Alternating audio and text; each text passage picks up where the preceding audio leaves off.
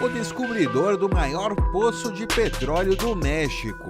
Conheça a história do humilde pescador que descobriu o segundo maior poço de petróleo do mundo, mais de 40 bilhões de barris de petróleo, e mesmo assim morreu pobre, esquecido e sem patrimônio. Este é o Visão Libertária, sua fonte de informações descentralizadas e distribuídas. Rudecindo Cantarell Jiménez era um pescador que vivia em Ciudad del Carmen, em Sombrerolândia, ou México para os estatistas. Cantarell começou a aprender a profissão desde os 10 anos de idade, levado por seu pai, e trabalhou em pequenas canoas e barcos de pesca aí na região e até grandes navios, nos quais chegou a Cuba e aos Estados Unidos. Trabalho infantil belo e moral. Mas foi a bordo do Centenário del Carmen que na década de 50 ele fez a descoberta que mudaria sua vida e de todo o México. Em 1958, aos 44 anos, o pescador viu pela primeira vez uma mancha negra no meio das águas azuis turquesa do Mar de Campeche. Outros pescadores supuseram que eram os restos de um naufrágio, mas ele suspeitava que era chapo, uma gíria local para petróleo.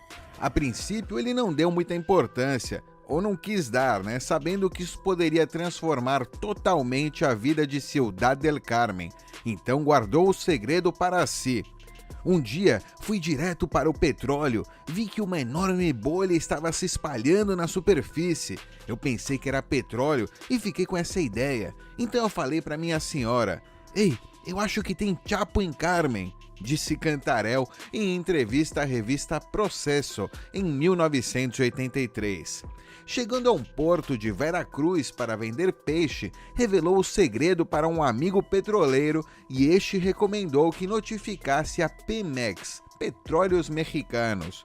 Somente em 1968, 10 anos após ter avistado o petróleo pela primeira vez, seguindo aí o conselho de seu amigo, foi revelar o segredo aos engenheiros da Pemex, que não lhe deram muita atenção, mas garantiram que enviariam uma comissão à sonda de Campeche para analisar a possibilidade de existir petróleo na região. Levou 3 anos para que a comissão da Petróleos Mexicanos entrasse em contato com Rudecindo. Em 1971, quando ele indicou a eles o local da mancha, o então chamado La Chapopotera. Eles coletaram amostras e as enviaram para Coatzacoalcos e ao Distrito Federal do México, confirmando o descobrimento do maior campo petrolífero das Américas e o segundo maior do mundo. Um tesouro enorme de 40 bilhões de barris, na época menor apenas do que o campo de petróleo de Ghawar, na Arábia Saudita. Pois é, os poços elevaram a produção de petróleo mexicana a 1 milhão de barris por dia na década de 80.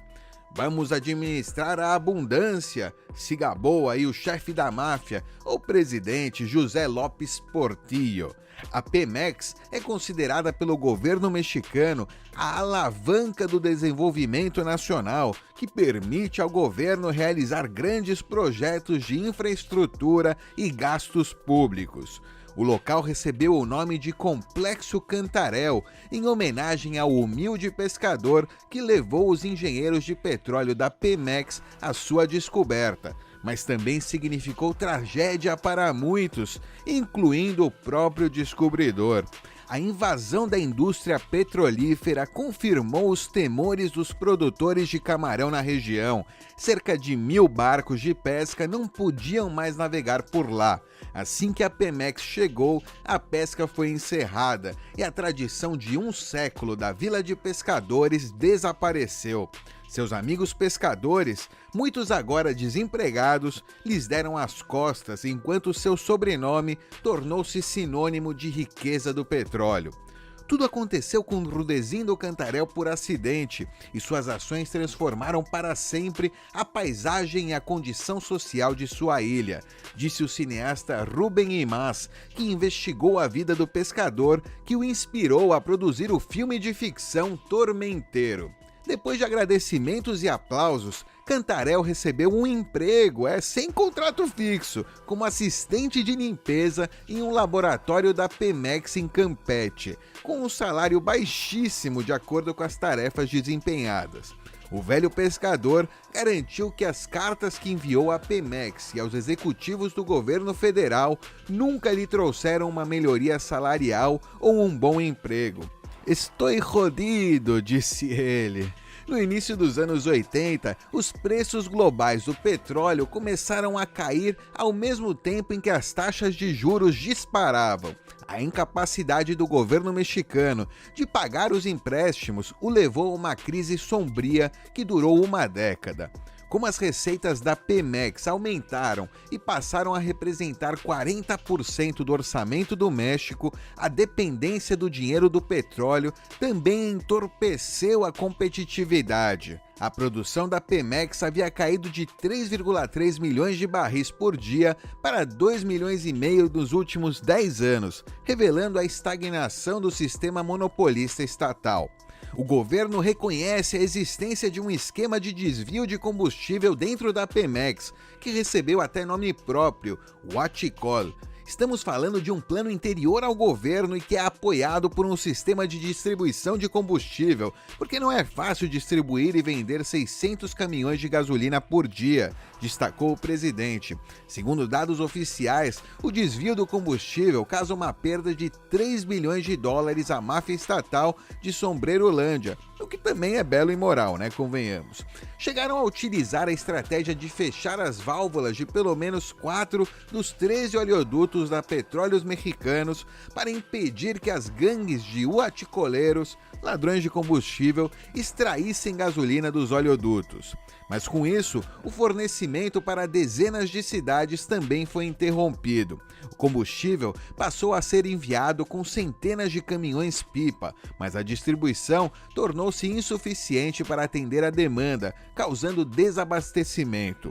O chefe da máfia, López Obrador, reconhece que a estratégia contra o huachicol, combustível roubado, gera problemas e inconveniências, mas já começa a funcionar. Antes da aplicação do plano, a taxa média de roubo era de 787 caminhões-pipa por dia. Agora, o número caiu para 177, afirma o mafioso. Uma explosão em um oleoduto da Pemex em Hidalgo, que deixou pelo menos 93 mortos e 52 feridos, foi atribuída aos huachicoleiros. A história energética mexicana é um contrassenso. 53 milhões de pessoas pobres no país vivem acima de 30 bilhões de barris de petróleo e 500 bilhões de pé cúbicos de gás natural. Hoje a Pemex é uma das empresas mais endividadas do mundo. A lei mexicana até 2014 proibia totalmente as empresas privadas de prospectarem, e a estratégia atual do rei do gado de Sombrerolândia, Andrés Manuel López Obrador, para resgatar a Pemex é aumentar a injeção de recursos públicos roubados da população e restringir a participação do capital privado.